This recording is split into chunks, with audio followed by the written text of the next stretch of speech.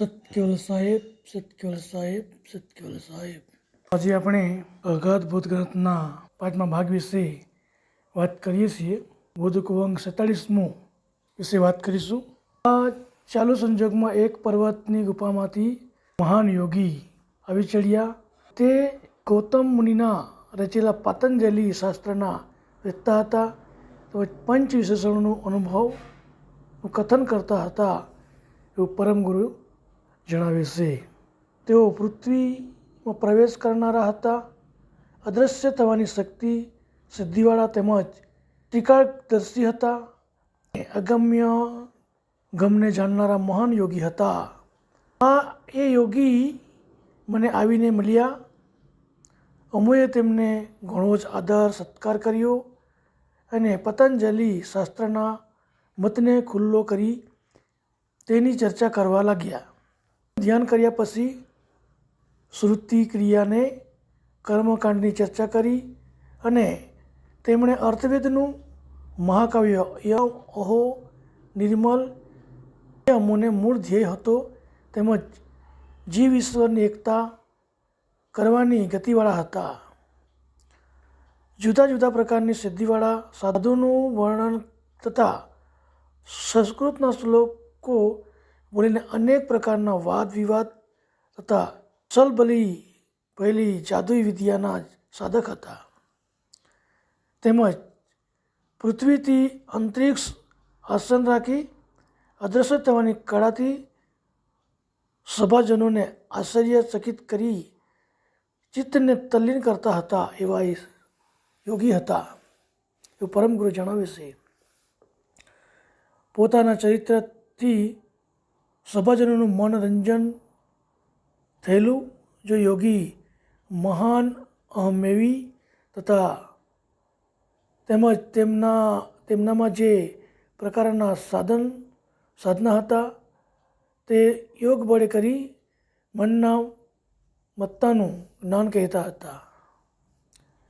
એવા આ પ્રકારનું વર્ણન જોઈ સ્વ અનુભવનો અલંકાર કરી ફરજ પાડી કે હે અદ્ભુત શાસ્ત્રો તથા વેદના સિદ્ધાંતને પરનું જ્ઞાન છે તો તમો અગમ નિગમનો બકવાસ વૃથા કરો છો.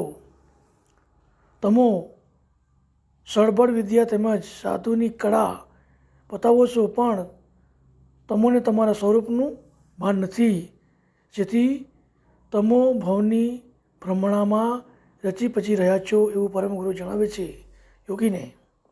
જે બાજીગરે બાજી રચી છે, જે કૈવાલ કરતા જે બાજી રચી છે અને તે બાજીમાં જ પચી રહે છે તેવી જ રીતે તમારી સમજ પણ ગુણની ગ્રંથિવાળા તત્વના ઘાટોમાં જ રમી રહેલી છે. જેથી તમોને સ્વરૂપનું જ્ઞાન નથી એવું પરમગુરુ જણાવે છે યોગીને. તમોને અર્થવેદના સિદ્ધાંત કરી અમરપણાનો સિદ્ધિ મેળવવાનો અહંભાવ થયો છે તે સર્વે જગત તરફનો છે વ્યવહાર છે. તેથી સાબિતી દ્રષ્ટાંતથી સમજાવું છું. વૃક્ષનું શરીર તેમજ પર્વતનું આયુષ્ય ઘણો જ કાળ સુધી રહે છે છતાં નિજ લક્ષનું ભાન હોતું નથી. તે જ પ્રકારે બળે કરી લાંબો કાળ શરીર રાખી તેનો વિચાર તમે કરી જુઓ. 4 વેદના મહાકાવ્યો છે તે પૈકી અર્થવેદના 3 મહાકાવ્યો જાણો છો. અયમ અહો નિર્મળ એ ત્રણેને જ નક્કી કર્યા છે. હવે સચ્ચિત આનંદ અયમ બ્રહ્મ તસ્મિ આ વાક્યો રઘુવેદના અને યજુર્વેદના છે એવું પરમગુરુ જણાવે છે. ઋષિમુનિઓનો સામવેદના તેમ તદ અને આશીપદ સ્વભાર મહાકાવ્યો નક્કી કર્યા છે અને તેનો રસ લઈ રહ્યા છે. પણ ચારે વેદને જે નીતિ પુકારી છે તે અકર્તા બ્રહ્મની જ પુકારેલી છે. જેથી સ્વરૂપ તેમજ સકર્તા પદના જાણકાર નથી. શાસ્ત્રોમાં તેમજ વેદોમાં પણ જે પદની નીતિ પુકારી છે અને તમારું ધ્યેય અર્થવેદનું હોવાથી તમે સ્વરૂપ સકર્તા પદને જાણતા નથી. ચાર વેદના જાણનારા બ્રહ્માજી તેમજ સ્વરૂપનું મર્મ જાણ્યું નથી, તો શાસ્ત્રોના રચનાર પુરુષો અભયપદ નહીં જાણવાથી સર્વભવ ભવાટીમાં રચી પચી રહ્યા છે. સહસ્ત્રમુખી શેષજી પતંજલિ શાસ્ત્રના વક્તા હતા. તેઓનું ચિતવન રંકાર હતું. તેની ઉપર ઓમકાર સ્મરણ છે. તે ઓમકાર અક્ષર ભગવાન કહેવાય છે અને તેનાથી તમામ અક્ષરો, ઉત્પત્તિકન તથા વેદ તથા મહામંત્રો, ગાયત્રી વગેરે ઉત્પત્તિ થયેલી છે એવું પરમ ગુરુ જણાવે છે. ઋષિ મુનિઓ તેમજ બ્રાહ્મણો જે પ્રાણાયામને પૂરક, કુંભક અને રૂચક કરી સ્વર સાધના કરે છે, તે સ્વરથી ઓમકાર ઉત્પન્ન થયો છે અને તેમાંથી 52 અક્ષર ઉત્પત્તિ થવાથી તે વડે વેદ અને 6 શાસ્ત્રો રચ્યા છે.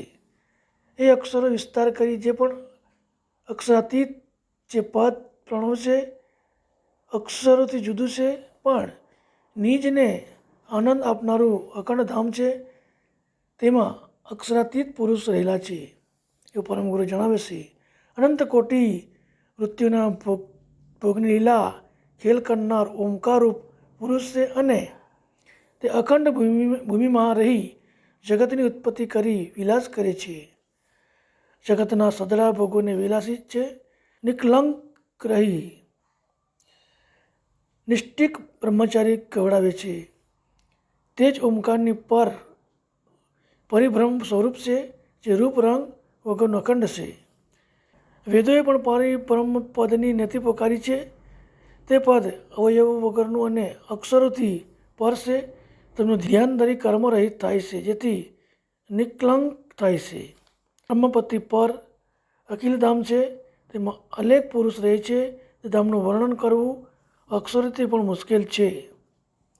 એવી રીતે પરમ ગુરુ યોગીને સમજાવે છે. અખિલધામથી પર અચ્યુત ધામ આવેલું છે. તે ધામમાં કર્મ રહિત અક્કડ પુરુષ રહેલા છે. અનેક પુરુષ જેનો લક્ષ કરે છે તેનું વર્ણન કરવું મુશ્કેલ છે એવું પરમ ગુરુ જણાવે છે. અચ્યુત ધામથી પર અચંત ધામ આવેલું છે. તેમાં અજર પુરુષ બિરાજે છે અને તેની પર 5 સ્થાનો આવેલા છે, જે તેમાં અસલ પુરાણા પુરુષો વાસ કરે છે. આ 5 સ્થાનોનો અતિ ઉત્તમ છે. બ્રહ્મજ્ઞાની પુરુષો જાણી શકતા નથી અને બ્રહ્મા, વિષ્ણુ, મહેશ, શક્તિ, જ્યોતિનારાયણ એ પદને લેશ માત્ર જાણતા નથી. ઉપર જણાવેલ સમર્થ દેવોને જે પદની જાણ નથી, તો અલ્પ જીવોની ત્યાં ગતિ પહોંચી શકતી નથી. તે 5 ધામોમાંથી કોઈ પણ આ બાજુ આવતા જ નથી. તો વાણી રહિત પદનું કથન કરવું તે વૃથા છે એવું પરમ ગુરુ જણાવે છે. કોઈ જિજ્ઞાસુ હંસ જાણવા માટે ઉત્સાહી હોય તેને અધથી ઇતિ સુધી વર્ણન કરી કહું છું. પ્રથમ અલેપમ ધામ હોય તો તેમાં અજિત પુરુષ અનામી રહે છે. તેની ઉપર અરૂઢ શૂન્ય રહેલું છે. આશ્ચર્યચકિત કરી નાખે તેવું છે અને તે વસ્તી વગરનું છે. તેની પર અલિલ શૂન્ય આવેલું છે અને તેના પર કેવલ પદ આવેલું છે એવું પરમ ગુરુ જણાવશે. ભગવાન કરુણા સાગર કહી શકે એવા વડ રહિત કેવલ કરતા હમો અંશ છીએ. ગતિને હે યોગી તમે જાણતા નથી, તમે તો ત્રિગુણાત્મક માયાના જાણકાર છો એવું પરમ ગુરુ જ્યાં ભેટો થાય છે યોગીનો, ત્યાં આ રીતે એની જોડે ચર્ચા કરે છે. અને 12 ધામની નિરંજન ધામથી 12 ધામ સુધીનું જે કેવલ કરતાનું ધામ છે એનું વર્ણન પરમ ગુરુ યોગીને કરે છે. અને હે યોગી, તમે જે કંઈક વર્ણન કરી રહ્યા છો તેનાથી આ કેવલ ધામ પદ આ રીતે આવેલું છે એવો એને ખુલાસો કરે છે. અને આ રીતે આપણે આજની વાત પૂર્ણ કરીએ છીએ. સતકેવલ સાહેબ, સતકેવલ સાહેબ, સતકેવલ સાહેબ.